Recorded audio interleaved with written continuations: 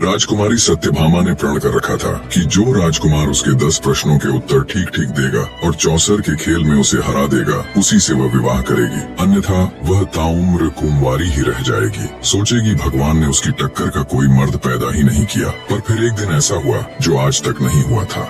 मेदिनीपुर शहर के राजा वज्रसेन की पुत्री सत्यभामा अपनी सुंदरता के लिए देश प्रदेश में प्रसिद्ध थी। राजकुमारी सत्यभामा इतनी सुंदर थी कि स्वर्ग की अप्सराएं भी उसके सामने फीकी लगे। जब वो महल के गलियारों से गुजरती तो उनकी रेशमी चुनरी का हल्का स्पर्श तक हवा में सुगंध घोल देता। भगवान ने राजकुमारी सत्यभामा को सौंदर्य के साथ अपार बुद्धिमत्ता का गुण भी दिया था। रानी केवल रूप की रानी नहीं बल्कि गुणों की अद्वितीय प्रतिमूर्ति भी थी। अब जहाँ इतना सब होता है वहाँ घमंड और अहंकार का निवास ना हो, ऐसा तो संभव ही नहीं। राजकुमारी सत्यभामा ने प्रण कर रखा था कि जो राजकुमार उसके 10 प्रश्नों के उत्तर ठीक ठीक देगा और चौसर के खेल में उसे हरा देगा, उसी से वह विवाह करेगी, अन्यथा वह ताउम्र कुंवारी ही रह जाएगी। और अंततः इस सोच में संतोष पालेगी कि उस ऊपर वाले ने उसकी बराबरी का पुरुष बनाया ही नहीं, समस्त संसार में उसके योग्य कोई पुरुष पैदा ही नहीं हुआ। राजकुमारी सत्यभामा का एक और नियम था कि जो राजकुमार उसके प्रश्नों के उत्तर नहीं दे पाएगा वो कभी बाहर भी नहीं जा पाएगा, उसे उसका कैदी बनकर आजीवन कारावास भोगना होगा।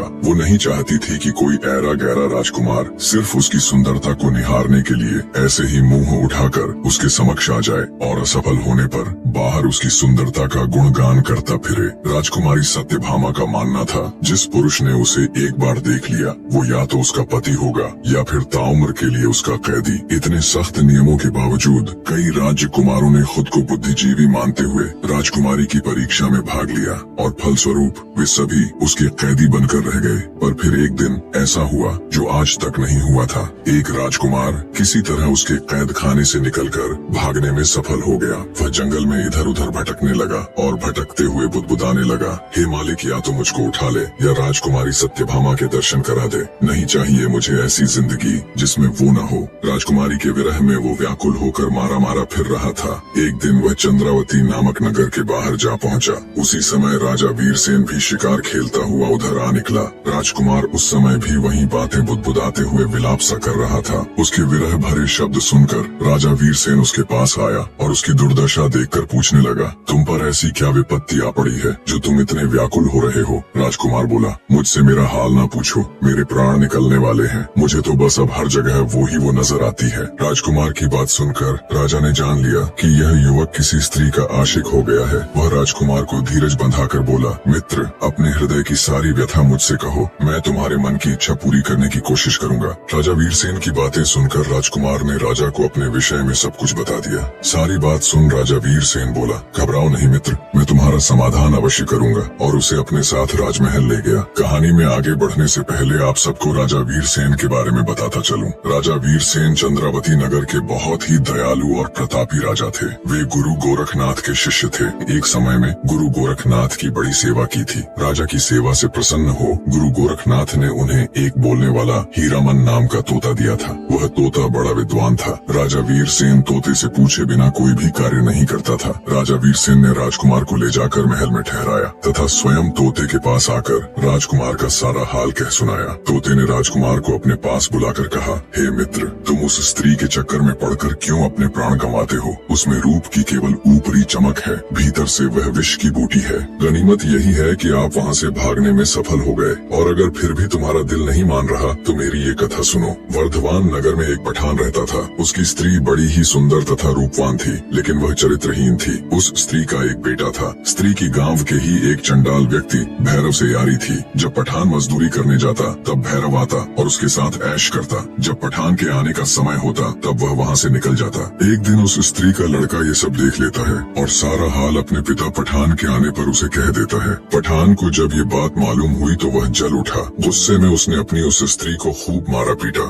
एक दिन पठान मजदूरी करने गया हुआ था। तभी भैरव उसके पास आया और पूछने लगा, क्या बात है, आज तुम बहुत उदास दिख रही हो? स्त्री बोली, मेरे बेटे ने तुम्हारे और मेरे ऐशो आराम का सारा हाल देख लिया और अपने पिता से कह दिया, अब मेरा पति मुझे बहुत मारता पीटता है। भैरव कुछ सोचते हुए बोला, अपने बेटे का गला घोंट कर मार डाल ताकि तेरे हृदय का दुख समाप्त हो जाए। अपने आशिक की बात सुन उस स्त्री ने कामदेव के वशीभूत होकर अपने बेटे को मार डाला। जब पठान मजदूरी करके वापस आया तो वह चिल्ला चिल्ला कर पुकारने लगी, कोई बचाओ, इस जालिम ने मेरे लाल को मार डाला, हाय मेरा लाल। स्त्री का चिल्लाना सुनकर मोहल्ले के बहुत से लोग दौड़ कर आए और पूछा क्या हुआ। तब उस मक्कार स्त्री ने कहा, मेरा लड़का एक पैसे के लिए जिद कर रहा था, इसलिए इस निर्दयी ने गुस्से में आकर उसे जान से मार डाला। यह बात सुनकर चौकीदार दोनों को राजा के पास ले गया। औरत ने राजा के समक्ष भी यही बात कही। राजा ने पूछा, उस समय का कोई प्रत्यक्षदर्शी या गवाह था जिसने ये सब देखा हो। उस स्त्री ने कहा, महाराज फला फला एक भैरव नाम का व्यक्ति वहाँ खड़ा था।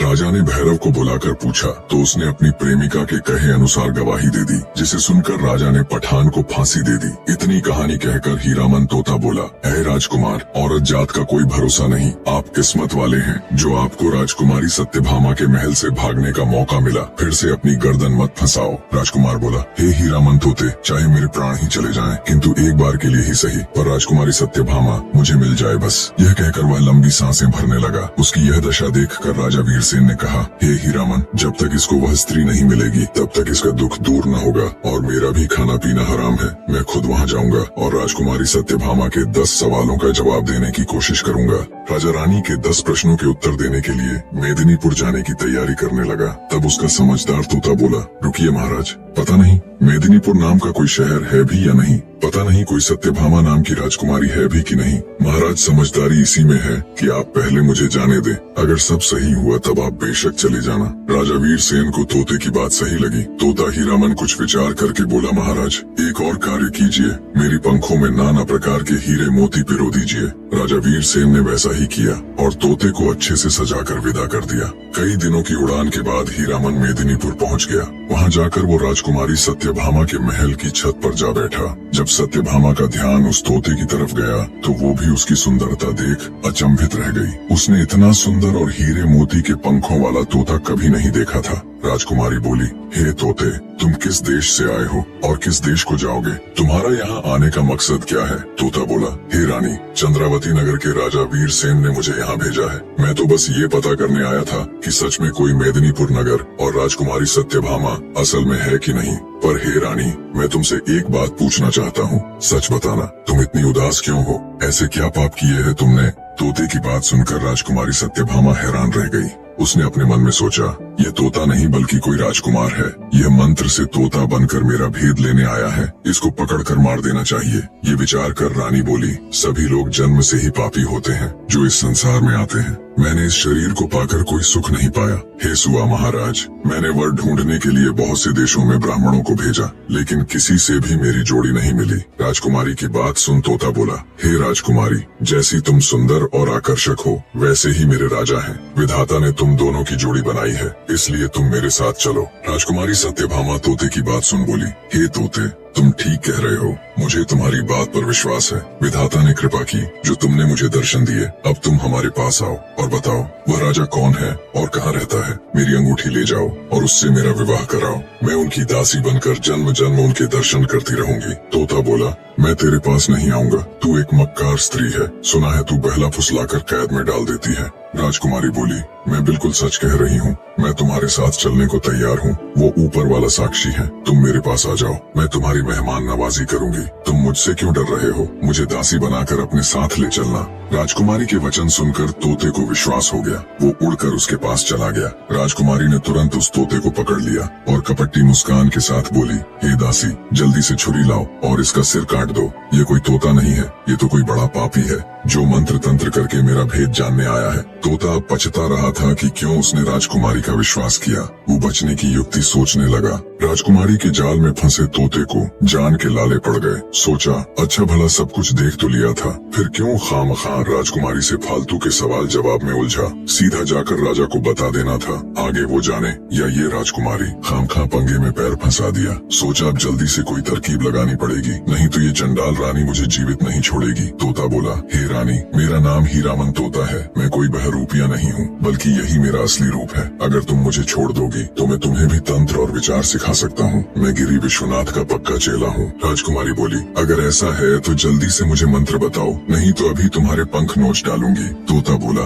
हे रानी, मंत्र ऐसे सबके सामने नहीं बताए जाते। तुम अपनी दासियों को यहाँ से जाने के लिए कहो। ऐसे सबके सामने मैं तुम्हें मंत्र नहीं सिखा सकता, वो तो कान में बताने की चीज है। तोते की बात मान राजकुमारी ने तुरंत अपनी सभी दासियों को वहाँ से भेज दिया। दासियों के जाने के बाद जब राजकुमारी ने मंत्र सुनने के लिए सिर झुकाया तो तोते ने उसके गाल पर चोंच मार दी। राजकुमारी सत्यभामा चीखती हुई व्याकुल होकर धरती पर गिर पड़ी। जब तक वो कुछ समझ पाती, तोता वहाँ से उड़कर फिर से खिड़की में जा बैठा। गुस्से में लाल पीली हो राजकुमारी ने अपनी दासी को आवाज लगाई और कहा, इस दुष्ट तोते का शिकार करने के लिए जल्दी से बाज को लेकर आओ। जब तक दासी बाज के पिंजरे को लेकर आई तब तक तोता वहाँ से उड़ चुका था। कई दिनों की उड़ान के बाद वह राजा वीरसेन के पास आ पहुँचा और कहने लगा, हे महाराज, स्त्री रंग, रूप, यौवन में देखने योग्य है। राजकुमार की बात बिल्कुल सत्य है कि कोई उसे एक बार देख ले तो वो उसके मोह को कदापि नहीं छोड़ सकता। परंतु महाराज, उसका स्वभाव खोटा निकला। पहले उसने मुझे पुचकार कर अपने पास बुलाकर पकड़ लिया और फिर मुझे मारने को आतुर हुई। बस गुरु गोरखनाथ की कृपा से बड़ी मुश्किल से किसी तरह प्राण बचाकर भागा हूँ। तोते की सारी बात सुन राजा वीरसेन उसको शाबाशी देता हुआ कहता है, हीरामन, तुमने बहुत अच्छा किया। अब तुम चिंता मत करो, मैं खुद उस राजकुमारी से निपट लूंगा। अगले दिन राजा ने हथियार बांधे, तोते को हाथ में लिया और घोड़े पर सवार होकर राजकुमारी सत्यभामा के नगर की तरफ चल पड़ा। कुछ ही दिन की यात्रा के बाद राजा वीरसेन मेदिनीपुर शहर पहुंच गया। वहां पहुंचकर उसने पहरेदारों से राजकुमारी को खबर करने के लिए कहा। जब दासियों ने राजकुमारी को राजा वीरसेन के आने का समाचार दिया तब सत्यभामा ने कहा, क्या वो मेरी सब शर्तों से भली भांति परिचित है? अगर है तो उन्हें आदर पूर्वक अतिथि घर में ठहरा दो। सेवादारों ने राजकुमारी के कहे अनुसार राजा को जलपान कराकर ठहरा दिया। रात हुई तो रानी सज स्वर कर बैठ गई और सिपाहियों को आदेश दे राजा वीरसेन को अपने सम्मुख बुलवा लिया। राजा वीरसेन राजकुमारी सत्यभामा के सामने बैठ गया। राजकुमारी बोली, अगर आपने मेरे 10 सवालों के जवाब ठीक से दिए और मुझे चौसर के खेल में हरा दिया तो मैं आपकी हो जाऊंगी। अगर ऐसा नहीं कर पाए तो आपको सदा के लिए मेरा कैदी बनना पड़ेगा। राजा बोला, अपने प्रश्न शुरू करो राजकुमारी, मैं तैयार हूँ। राजकुमारी बोली, ठीक है तो बताओ राजन, कौन सा तालाब बिना पानी के होता है? कौन सा पेड़ बिना डाल के होता है? कौन सा पक्षी बिना पंख के होता है? और कौन सी मौत बिना समय के होती है? राजा वीरसेन ने गुरु गोरखनाथ का ध्यान करते हुए जवाब देने शुरू किए। सुनो राजकुमारी, आंखें है जो बिना पानी का तालाब है, मौत है जो बिना डाल का पेड़ है, जीव है जो बिना पंख का पक्षी है जिसका कोई भरोसा नहीं कब उड़ जाए, और नींद है जो बिना समय की मौत है। राजकुमारी ने दूसरा प्रश्न किया, कौन तपस्वी है जो नित्य तपस्या करता है? कौन है जो रोज सुबह उठकर स्नान करता है? कौन है जो सब रस उगलता है? और कौन है जो सब रस खाता है? राजा बोला, सूर्य ऐसा तपस्वी है जो नित्य तपस्या करता है। ब्राह्मण रोज सुबह उठकर स्नान करता है। इंद्र राजा वर्षा के रूप में सब रस उगलते हैं, और धरती है जो सब रस खाती है, अर्थात वर्षा को सोख लेती है। राजकुमारी ने तीसरा सवाल किया, ऐसा क्या है जो कोई स्त्री नहीं कर सकती? ऐसा क्या है जो समुद्र में समा नहीं सकता? ऐसा क्या है जो अग्नि में नहीं जल सकता? और क्या है जिसे काल नहीं खा सकता? राजा बोला, राजकुमारी, एक स्त्री अपने पुत्र के साथ क्रिया नहीं कर सकती। यश है जो समुद्र में समा नहीं सकता। धर्म है जो अग्नि में जल नहीं सकता। और नाम ऐसी वस्तु है जिसे काल खा नहीं सकता। राजा की हाजिर जवाबी और सटीकता के साथ सवालों के जवाब देते देख राजकुमारी आश्चर्य के साथ साथ प्रसन्न भी थी। उसने चौथा सवाल किया, ऐसा क्या है जो बचपन में 30 गज का, जवानी में 4 गज का, बुढ़ापे में 60 गज का और मरने के बाद अंत नहीं? राजा बोला, सुनो राजकुमारी, किसी भी वस्तु या इंसान की परछाई ही एकमात्र ऐसी चीज है जो दिन में 30 गज की, दोपहर में 4 गज की, शाम के समय 60 गज की और रात में अनंत हो जाती है। राजकुमारी बोली, आप ठीक कह रहे हैं राजन। अब मेरे 5वें सवाल का जवाब दो, वह क्या है जो हमेशा बदलता रहता है पर कभी नहीं बदलता? राजा वीरसेन बोला, राजकुमारी, वह है परिवर्तन का नियम। संसार में सब कुछ बदलता रहता है, लेकिन यह सत्य कभी नहीं बदलता कि परिवर्तन ही संसार का नियम है। जो इसे समझ लेता है वह जीवन के उतार चढ़ाव में शांति पाता है। राजा वीरसेन के जवाबों से अब तक पूरी तरह संतुष्ट राजकुमारी सत्यभामा कहती है, बहुत खूब राजन, अब मेरे छठे प्रश्न का जवाब दीजिए। अगर हर चीज पहले से तय है, यानी हमारा भाग्य भाग्य तो फिर कर्म करने की क्या जरूरत है? छठे सवाल का जवाब देते हुए राजा वीरसेन बोला, भाग्य और कर्म दोनों साथ साथ चलते हैं। भाग्य हमारे पूर्व जन्म के कर्मों का फल है, लेकिन वर्तमान कर्म से हम अपने भविष्य को बदल सकते हैं। यदि कोई किसान अपने खेत में कुछ भी न बोए और कहे कि जो भाग्य में होगा वही होगा, तो क्या उसे अन्न मिलेगा? नहीं, उसे मेहनत करनी होगी, बीज बोने होंगे, पानी देना होगा, तभी फसल आएगी। इसी तरह कर्म हमारा प्रयास है और भाग्य उसका परिणाम। राजा की एक बार फिर से सराहना करते हुए राजकुमारी सत्यभामा ने अपना 7वां प्रश्न किया, मनुष्य को इस संसार में सबसे बड़ा धोखा कौन देता है? राजा वीरसेन बोला, हे राजकुमारी, मनुष्य को संसार में सबसे बड़ा धोखा उसका अपना मन ही देता है। मन ही वह शक्ति है जो हमें सत्य और असत्य, मोह और वैराग्य, प्रेम और घृणा, सुख और दुख के बीच उलझा देती है। मनुष्य सोचता है कि बाहरी दुनिया उसे धोखा देती है, लेकिन वास्तव में बाहरी दुनिया केवल एक दर्पण मात्र है। जो कुछ मन में है वही संसार में प्रकट होता है। राजा वीरसेन का जवाब सुन राजकुमारी सत्यभामा बोली, बहुत खूब राजन, अब मेरे 8वें प्रश्न का उत्तर दीजिए। अगर सुख और दुख दोनों ही अस्थायी हैं, तो फिर मनुष्य दुख से इतना डरता क्यों है और सुख को पकड़कर रखना क्यों चाहता है? राजा वीरसेन कहता है, हे राजकुमारी, क्योंकि मनुष्य अज्ञानता के कारण यह भूल जाता है कि संसार में कुछ भी स्थायी नहीं है। ये संसार परिवर्तनशील है। सुख और दुख दिन और रात की तरह एक दूसरे के पूरक हैं, लेकिन मनुष्य सुख को पकड़कर रखना चाहता है और दुख से बचना चाहता है, क्योंकि जब मनुष्य सुखी होता है तो उसे लगता है कि संसार पर उसी का नियंत्रण है। वह मान लेता है कि उसका भाग्य अच्छा है और जैसा वो चाहता है सब कुछ वैसा ही हो रहा है और हमेशा सब कुछ वैसा ही रहेगा, लेकिन ये उसका सबसे बड़ा भ्रम है। इसी प्रकार जब दुख आता है तो मनुष्य अपने पर नियंत्रण खो देता है। उसे लगता है कि सब कुछ बर्बाद हो रहा है, जबकि वास्तविकता यह है कि दुख भी उतना ही अस्थायी है जितना सुख। राजकुमारी सत्यभामा 9वां सवाल पूछती है, हे राजन, क्या ये संसार हकीकत है या केवल एक भ्रम है? राजा वीरसेन बोला, सुनो राजकुमारी, ये संसार अस्थायी है, इसलिए इसे पूर्ण रूप से वास्तविक नहीं कहा जा सकता। जो चीज स्थायी नहीं होती वह भ्रम होती है। उपनिषदों में कहा गया है, ब्रह्म सत्यम जगन मिथ्या, अर्थात ब्रह्म सत्य है, यह संसार माया है। हे राजकुमारी, हम जो भी देखते हैं वह केवल 5 इंद्रियों तक सीमित है। जब हम सपना देखते हैं तो वह हमें पूरी तरह वास्तविक लगता है, लेकिन जागने के बाद वह केवल एक भ्रम होता है। इसी प्रकार यह संसार भी जागृत अवस्था का एक सपना मात्र है। सत्य वही है जो कभी नष्ट नहीं होता और वह केवल आत्मा और परमात्मा है। राजा का जवाब सुन राजकुमारी सत्यभामा बोली, हे राजन, अगर आत्मा और परमात्मा ही सत्य है तो मनुष्य को जन्म से पहले और मृत्यु के बाद का कुछ भी याद क्यों नहीं रहता? राजा वीरसेन राजकुमारी सत्यभामा के 10वें यानी आखिरी सवाल का जवाब देता हुआ बोला, हे राजकुमारी, क्योंकि प्रकृति ने हमें भूलने का वरदान दिया है ताकि हम अपने पिछले जन्मों के बंधनों से मुक्त होकर नए अनुभवों को जी सकें।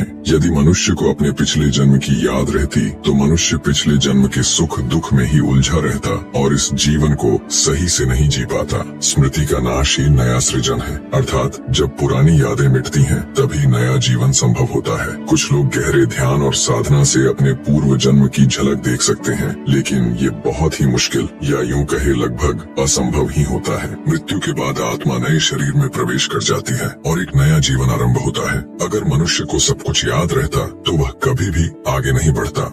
राजा ने राजकुमारी सत्यभामा के 10 प्रश्नों के उत्तर सही सही दे दिए। यह देखकर राजकुमारी सत्यभामा बहुत प्रसन्न हुई। उसने कुर्सी से खड़े होकर राजा का अभिवादन किया और बोली, मान गए राजन, आप वाकई में बहुत बुद्धिमान हो, पर अभी मेरी सभी शर्तें पूरी नहीं हुई। अब आपको मुझे चौसर के खेल में हराना होगा राजन। राजा वीरसेन खुद चौसर का एक अच्छा खिलाड़ी था। बोला, ठीक है राजकुमारी, आपकी ये शर्त भी पूरी करने की कोशिश करूंगा। राजा वीरसेन और राजकुमारी सत्यभामा के बीच चौसर का खेल शुरू हो जाता है। अंततः राजा ने राजकुमारी को चौसर में भी हरा दिया। यह सब देख राजकुमारी सत्यभामा अपने पिता के पास गई और सारा हाल उन्हें कह सुनाया। राजा वज्रसेन यह सुनकर अति प्रसन्न हुआ। उसने मंत्री को भेजकर राजा वीरसेन को बुलाया और बड़े आदर सत्कार से बैठाया। वीरसेन ने कहा, महाराज, मैंने आपकी बेटी के सभी प्रश्नों के उत्तर दे दिए और उसे चौसर में भी हरा दिया। अब आप अपनी बेटी को मेरे साथ भेज दीजिए। तब राजा वज्रसेन ने कहा, मैं कोई शुभ घड़ी देखकर अपनी बेटी का विवाह करके आपके साथ भेज दूंगा। तब राजा वीरसेन बोला,